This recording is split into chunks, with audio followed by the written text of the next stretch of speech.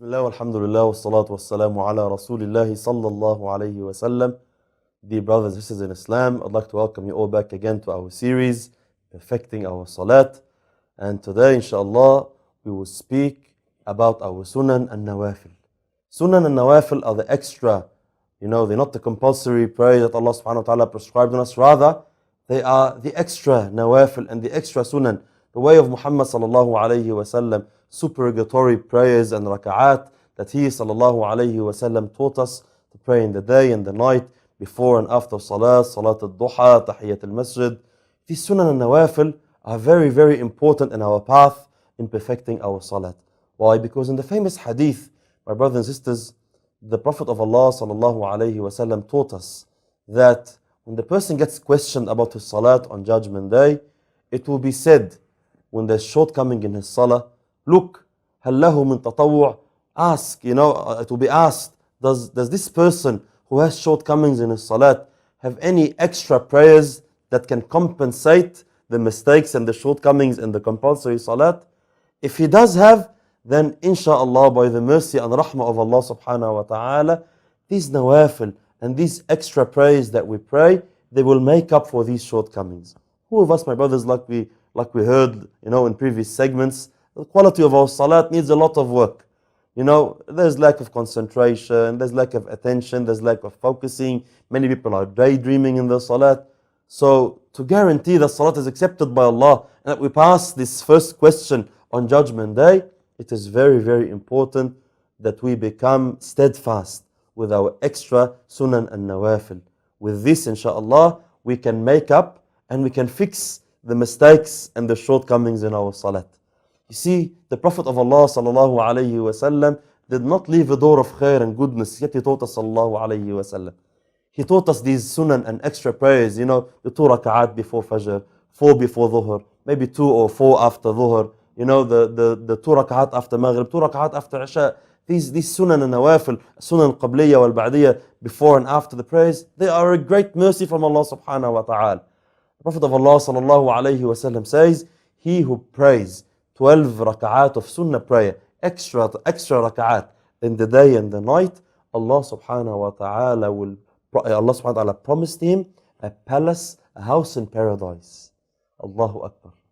What do people do in this world for a house? Maybe 600 squares or a piece of land to live on.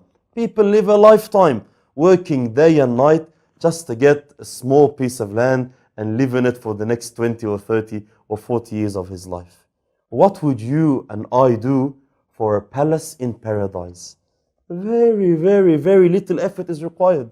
He taught us sallallahu alayhi wa sallam 12 extra raka'at in your day and your night, 12 extra prayers, segments of prayer in our day and our night, and Allah subhanahu wa ta'ala will give us a house in paradise. What a reward for such a little effort.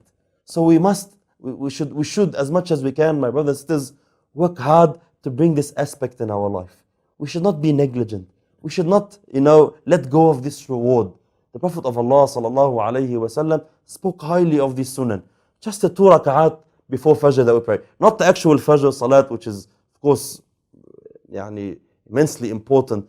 But the 2 raka'at of sunnah before fajr. قال صلى الله عليه وسلم ركعات الفجر خير من الدنيا وما فيها. These 2 raka'at before fajr, they are better than all the world and what it contains. Allahu Akbar. 2 raka'at. It will take you even sometimes less than 5 minutes. 5 minutes of your time. But it is better than all the world and what it contains. And these are the words of our beloved Prophet sallallahu alayhi wa sallam. He also says sallallahu alayhi wa sallam, whoever prays 4 raka'at before dhuhr and 4 raka'at after dhuhr, Allah subhanahu wa ta'ala will forbid hellfire on him. لن يلج النار. He will not enter hellfire. So, bit of time for the sake of Allah subhanahu wa ta'ala, and look at the reward and look at the pleasure of Allah subhanahu wa ta'ala in this. He sallallahu alayhi wa sallam taught us to pray the forenoon prayer. The salat of duha, called salat of duha. The time starts from after sunrise by around 15-20 minutes, and then all the way just before dhuhr.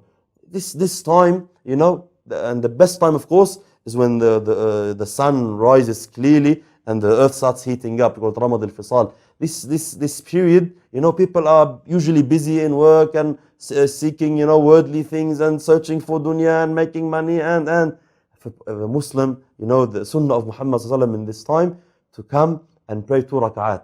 He says in the amazing hadith sallallahu alaihi wasallam, he says, يُصْبِحُ عَلَى كُلِّ سُلَامَ مِنْ أَحَدِكُمْ صَدَقَةً. Every day when you wake up in the morning, there's due charity on every joint. Allah subhanahu wa ta'ala gave you every bone joint. Subhanallah, Allah subhanahu wa ta'ala gave us joints in our body. Every joint, we have to pay charity, charity on behalf of this joint every single morning. وَكُلُّ تَسْبِيحَةٍ صَدَقَةً. Every time you say Subhanallah, it is charity. وَكُلُّ تَهْلِيلَةٍ. Every time you say La ilaha illallah, it's sadaqah. And as such, وَأَمْرٌ بِالْمَعْرُوفِ صَدَقَةً. And ordering someone to do good or forbidding someone from evil. Then he says in the hadith, وَيُجْزِئُ ذَلِكَ رَكَعَ وَيُجْزِئُ ذَلِكَ يعني رَكَعَتَانِ يَرْقَعُهُمَا مِنَ الضُّحَى. And it suffices, instead of all of this, that he prays the 2 rak'at of duha prayer. He sallallahu alayhi wasallam taught us the 2 rak'at after Maghrib, 2 rak'at after Isha. If we can safeguard these, at least 12 rak'at. The witr prayer, which is according to some scholars is compulsory, and according to others is supererogatory, is extra, regardless of the fatwa that you are following. But it is a very, very important sunnah. Abu Hurairah radiallahu anhu says, my friend, the Prophet of Allah sallallahu alayhi wasallam, he admonished me, he gave me advice to always safeguard my witr prayer before I sleep. So as much as we can, we learn about these sunan, we learn about these nawafil, and we try to bring them and implement them in our life. And it is very, very little time, but wallahi al-azim, great reward on Judgment Day. And that way we can guarantee that our shortcomings in our salat, lack of concentration, lack of khushu', can be made up for by this beautiful and extra reward given to us by Allah subhanahu wa ta'ala. So we try to encourage others, as a mother, as a father, as a friend, encourage others to pray these nawafil. Encourage others to bring these nawafil in our life. Don't rush. Some people, they pray their fard prayer and straight away he jets. As much as you can, give yourself some time. When you pray your fard salat, stay doing your adhkar, and then get up and pray an extra 2 rak'at, an extra 4 rak'at, especially after dhuhr, when people are busy and for work, we want to rush straight away back to work. When we try to follow the sunnah of Muhammad sallallahu alayhi wasallam. Every sunnah of Rasulullah is very, very, very important. It is very, very important to follow his path. So as much as we can, we try to bring this quality in our life. We encourage others, and we learn the sunnah and nawafil in the day and the night. And inshallah, that way we will stay on the footsteps of Rasulullah sallallahu alayhi wasallam. So inshallah, next time we will also discuss more about how to perfect our salat. I ask Allah subhanahu wa ta'ala to make us from those who practice what we hear. نسأل الله سبحانه وتعالى أن يجعلنا من الذين يستمعون القول فيتبعون أحسنه. Until next segment, inshallah. جزاكم الله خير وبارك الله فيكم.